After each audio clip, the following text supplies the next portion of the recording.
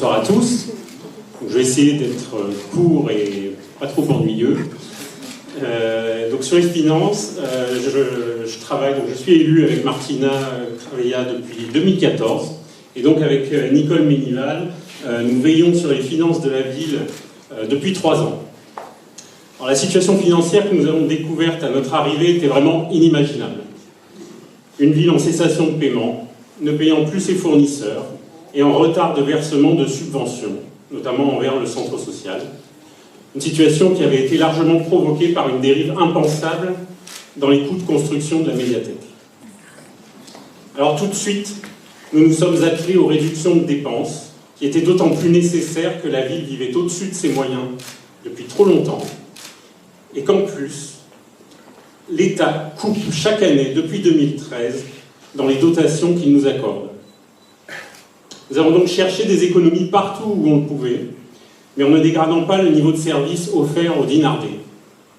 Les frais généraux de la ville, fêtes et cérémonies, carburant, énergie, imprimés et publications, vêtements, en passant chaque dépense au peigne fin et en multipliant les appels d'offres, nous avons ainsi dépensé 3 300 000 € de moins en frais généraux que lors des 3 années précédentes.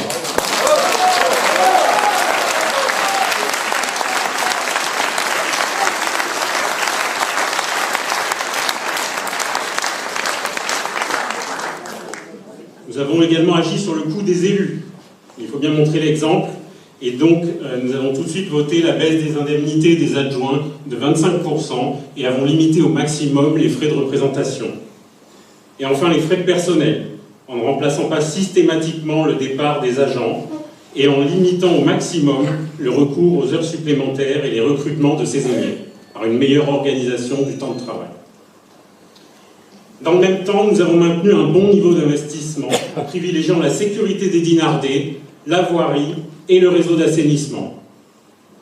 Et le résultat de cette politique budgétaire courageuse est partagé par tous vos élus qui ont dû faire des sacrifices dans chacune de leurs délégations. C'est qu'aujourd'hui, le passif de la ville s'est réduit de près d'1 million d'euros depuis 2013.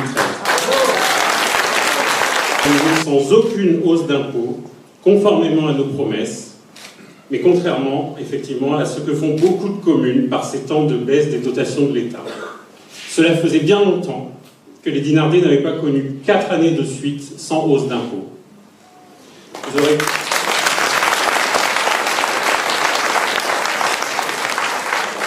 Vous aurez peut-être même remarqué que nous avons réduit la taxe d'enlèvement des ordures ménagères de 20% en 2016.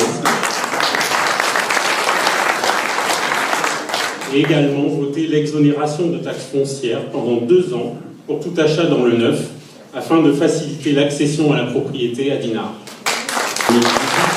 Nous entendons poursuivre cet objectif d'assainissement des finances de la ville sur les 3 prochaines années, en continuant la réorganisation des services de la ville et en allant chercher de nouvelles recettes, sans augmenter vos impôts.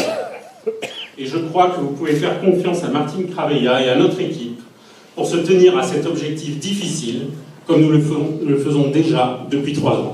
Merci.